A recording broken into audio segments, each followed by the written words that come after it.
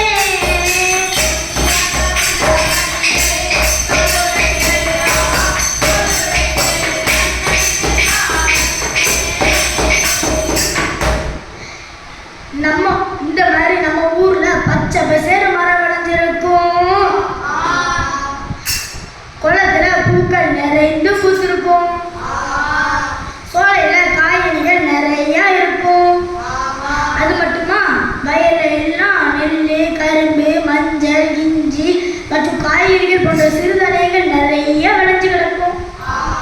இது எல்லாத்தையும் சேர்த்ததுதான் பசுமை. அப்போ சிட்டில இருக்க மக்கள்லாம் என்னென்ன பண்ணுவாங்க? இப்போ நம்ம கிராமத்துல நம்ம ஊர்ல எப்படி பச்சை பசேர்னு மரம் புல்லு அது இதுன்னு வளர்ந்துச்சா, அந்த மாதிரி நகரத்துலயும் வீட்டு எல்லாத்தையுமே பச்சை பசேர் மாத்தலாம். அது எப்படின்னே மாத்த முடியும்? அது ஒரு புல்லு மரத்தை கூட கஷ்டமா இருக்கு. கொஞ்சம் புரியுற மாதிரி சொல்லுங்களேன். சொல்லிடுவோம்.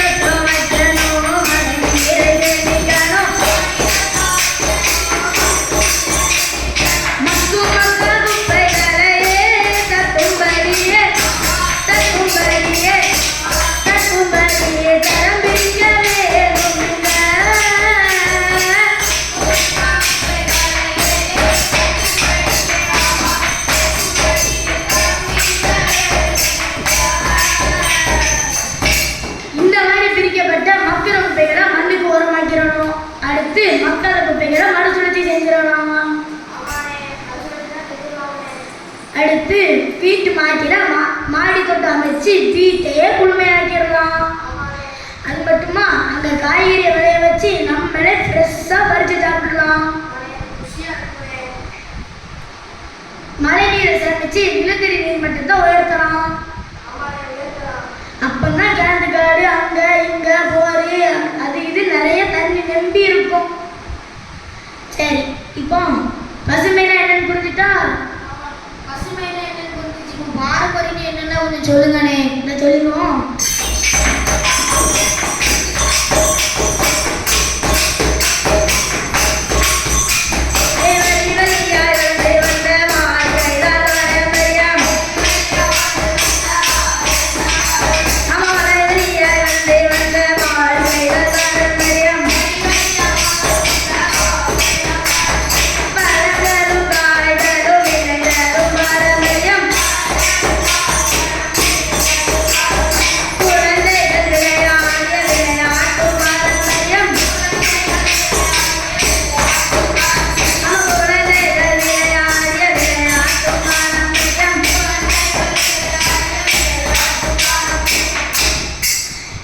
பழகி நம்ம முன்னோர்கள் எப்படி வழி வழியா வளர்ந்து வந்தாங்களோ அதுதான் பாரம்பரியம். அதாவது நம்ம முன்னோர்களோட வாழ்க்கை முறை, உணவு முறை, விளையாட்டு முறை மற்றும் நாகரிக கலாச்சாரங்கள் எல்லாம் சேர்ந்ததுதான் பாரம்பரியம். சொல்ல வேண்டிய விளையாட்டே தெரியும், அது மட்டுமா சின்சன், டோரிமான், கட்டோரி அப்படின்னு என்னெல்லாமோ சொல்றாங்க. இது என்ன பாரம்பரியம்னு கொஞ்சம் தெளிவா சொல்லுங்கண்ணே. சொல்லிடுவோம்.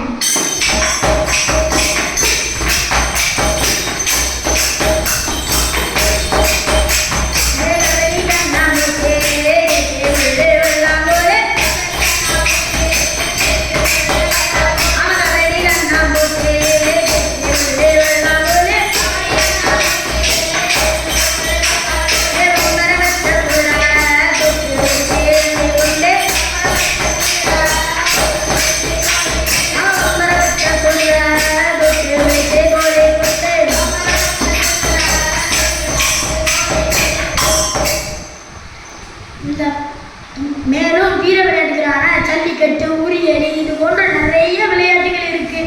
அது மட்டுமா தமிழர்கள் இன்னும் பாரம்பரியத்தை பத்தி விளக்கி சொல்லி கேட்கிறீங்களா?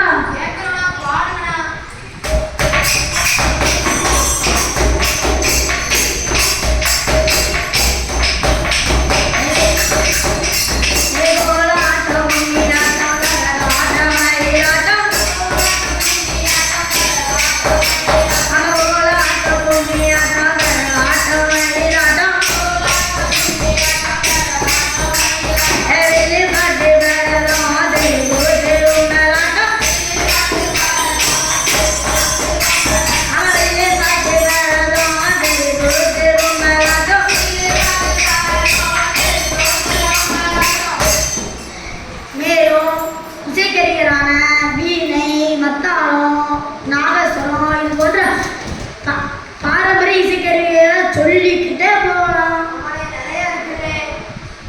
அடுத்து நம்ம முன்னோர்கள் நமக்கு நல்லா எப்படி சிரிச்சு இருந்து பாசமா பழகணும்னு சொல்லி கொடுத்துருக்காங்க.